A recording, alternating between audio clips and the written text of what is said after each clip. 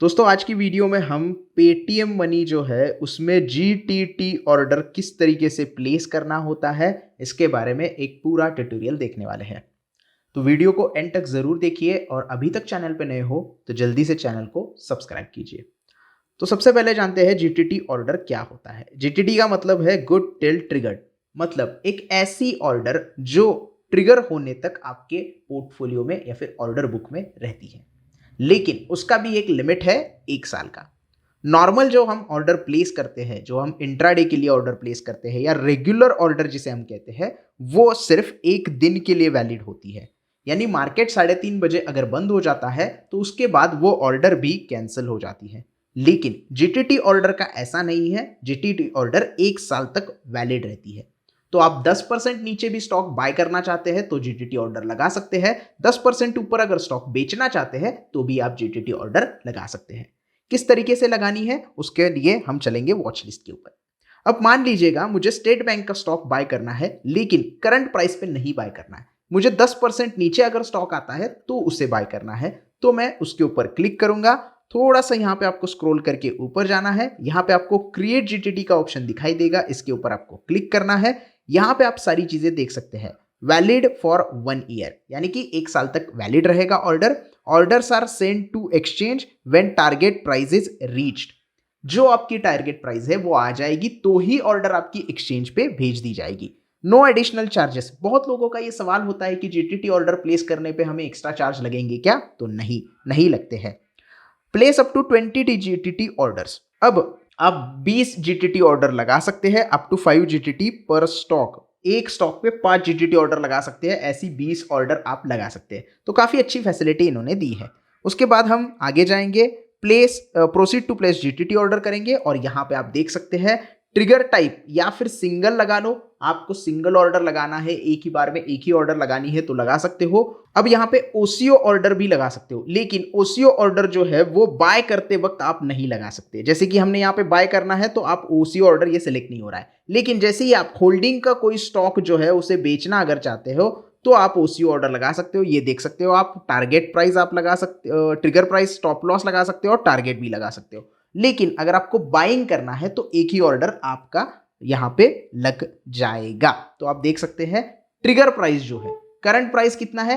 578 रुपए। मुझे अगर प्राइस बाय करना है, मान लीजिएगा 500 रुपए में ये स्टॉक बाय करना है, यानी कि या मान लीजिएगा 520 रुपए में स्टॉक बाय करना है, तो मैं यहाँ पे 520 रुपए लगा दूंगा। उसके बाद ये देख सकते हैं आप 10% नीचे मुझे स्टॉक बाय करना है तो ये भी प्राइस, सेल जो प्राइस है वो मुझे यहाँ पे सिलेक्ट करनी पड़ेगी। तो यहाँ पे मैं क्या करूंगा, तो ये दोनों प्राइजेस मैंने लगा दिए हैं। यहाँ पे 10% नीचे मुझे ये स्टॉक बाय करना है तो ये सेल के ऊपर आ गया है। तो सेल हम यहाँ पे थोड़ा सा चेंज हो गया था, तो हम यहाँ पे 520 रुपए में मुझे बाय करना है, सेल नहीं करना है, क्योंकि मेरे पास स्टॉक है नहीं। जब तक आपके पोर्टफोलियो में स्टॉक नहीं है तब तक आप उसे सेल नहीं कर सकते। तो इसकी वजह से यहाँ पे सेल दिखाई दे रहा था। तो अब क्या करना है, 10% नीचे मुझे स्टॉक बाय करना है। क्वांटिटी मुझे चाहिए लगभग 5, तो 5 क्वांटिटी मुझे बाय करनी है। और आप यहाँ पे देख सकते हैं फंड मुझे कितना रिक्वायरमेंट है, 2600 रुपए चाहिए। और एक्सपायर कब होगा ऑर्डर? 17 अक्टूबर 2024। आज है 17 अक्टूबर 2023, तो 1 साल तक मेरा ये ऑर्डर पेंडिंग रहेगा।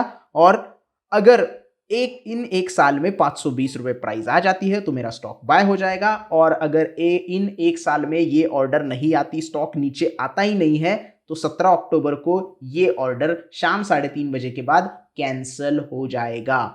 1 साल बाद अगर आपकी प्राइस नहीं आई तो वो कैंसिल हो जाता है।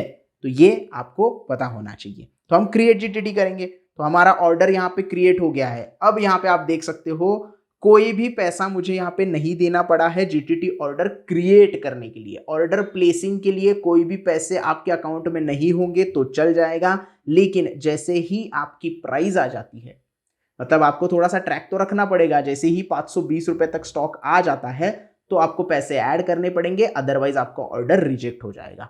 तो यहाँ पे आप देख सकते हैं ट्रिगर प्राइस 520 है, क्वांटिटी 5 है। आज हमने ऑर्डर क्रिएट किया है और ये 17 अक्टूबर 2024 तक ऑर्डर यहाँ पे वैलिड रहेगा। तो ये सारा है जीटीटी ऑर्डर का। गो टू जीटीटी सेक्शन में हम जाएंगे तो हमारा ऑर्डर यहाँ पे पेंडिंग दिखाई दे रहा है। ट्रिगर अगर हो जाता है तो ये देखिए पिछला ऑर्डर मेरा यहाँ पे ट्रिगर हो गया था, तो ये ऑर्डर हमारा बाय हो गया था। ये यहाँ पे आप देख सकते हैं जीटीटी के सेक्शन में, ऑर्डर बुक में आप यहाँ पे देख सकते हैं। अब मान लो आपको सेल करना है तो सेम अगर हम देखेंगे तो इसको हम अभी इसको चेंजेस करने हैं वो भी देख लेते हैं।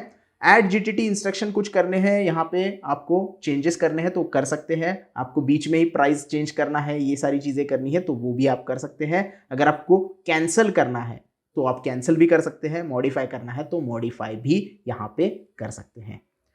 दूसरी चीज, मॉडिफाई में जाके हम क्या करते हैं, अभी सेल का ऑर्डर कैसे होता है वो दिखा देते हैं आपको। तो सेल आपको सिलेक्ट करना है। सेल के लिए आपके पास स्टॉक होना बहुत जरूरी है। अगर आपके पास स्टॉक नहीं है तो आप सेल ऑर्डर नहीं लगा सकते, तो ये बात जान लीजिएगा। अब यहाँ पे हमने देखा कि ये सेल ऑर्डर का एक ही पेज यहाँ पे ओपन हो रहा है, तो मॉडिफाई नहीं करना है, आपको नया ऑर्डर प्लेस करना है। तो थोड़ा सा दिक्कत हो जाता है कभी कभी। फेडरल बैंक में हम सेल का ऑर्डर अगर लगाना चाहते हैं तो आपके पास स्टॉक होना बहुत जरूरी है। तो सेल के ऊपर हम ओसीओ सिलेक्ट करते हैं। सिंगल ऑर्डर का तो हमने देख लिया, एक बार में ऑर्डर लगाना है। ओसीओ ऑर्डर क्या होता है, वन कैंसल्स दी अदर, एक अगर एग्जीक्यूट हो जाएगी तो दूसरी ऑर्डर कैंसिल हो जाएगी, इसलिए OCO one cancels the other. अब यहाँ पे स्टॉप लॉस आप लगा सकते हो, यानी कि आप 148 पे बाय कर रहे हो, स्टॉप लॉस आपके पास ऑलरेडी बाय किया हुआ है स्टॉक। मान लीजिएगा हमने 150 पे बाय किया है तो स्टॉक लॉस हमें लगाना है, तो मैं यहाँ पे स्टॉप लॉस लगा सकता हूँ 140 रुपीज का। 140 रुपीज का स्टॉप लॉस, 10 क्वांटिटी मान लीजिएगा आपके पास है तो मार्केट प्राइस पे आपको एंटर करना है, या फिर आप यहाँ पे लिमिट भी लगा सकते हो। और मैं यहाँ पे टारगेट लगाऊंगा 160 रुपीज का। 160 रुपीज का मेरा टारगेट होगा और यहाँ पे आप क्रिएट कर सकते हैं, यानी कि 5-6% नीचे मेरा स्टॉप लॉस है, 7 से 8% ऊपर मेरा यहाँ पे टारगेट है। ये हम ऐसा एज्यूम कर रहे हैं कि हमारे पास फेडरल बैंक का स्टॉक है, तो क्रिएट हम कर देते हैं। तो आप यहाँ पे देख सकते हैं ऑर्डर सक्सेसफुली प्लेस हो गया है, लेकिन ये ऑर्डर रिजेक्ट हो जाएगा आगे जाके, क्योंकि हमारे पास स्टॉक ही नहीं है। तो प्लेस कर सकते हो आप, आपके पास स्टॉक नहीं है फिर भी, सेल का भी बोल रहा हूं मैं, लेकिन वो रिजेक्ट हो जाएगा अल्टीमेटली, क्योंकि पोर्टफोलियो में तो स्टॉक अवेलेबल है ही नहीं। तो यहां पे सेल ऑर्डर तो लग गया है, लेकिन ये अभी एक्सचेंज को गया नहीं है क्योंकि प्राइस आया नहीं है ना वो, इसकी वजह से ऑर्डर प्लेस हो गया है।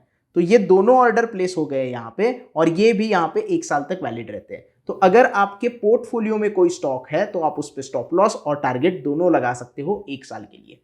तो बहुत लोगों का क्वेश्चन होता है कि मुझे टाइम नहीं मिलता है, मैं जीटीटी ऑर्डर पे ऐसी क्यों चीजें कर सकता हूं क्या? तो जी हाँ, आपके पोर्टफोलियो में अगर कोई स्टॉक है तो आप उस पर स्टॉप लॉस और टारगेट एक ही साथ लगा सकते हो, वो भी जीटीटी का यूज करके, वो भी 1 साल की वैलिडिटी के लिए। अगर कोई चीजें रह गई है तो मुझे कमेंट में बोल देना कि मुझे ये समझ नहीं आया, मैं आपको फिर से एक वीडियो आपके सामने लेके आऊंगा और सारे आपके डाउट्स क्लियर करूंगा। अगर वीडियो अच्छी लगी है तो वीडियो को लाइक करना, ज़्यादा से ज़्यादा शेयर करना, और सबसे इंपॉर्टेंट चीज़ है मेरे चैनल को ज़रा सब्सक्राइब कर दो। Thank you.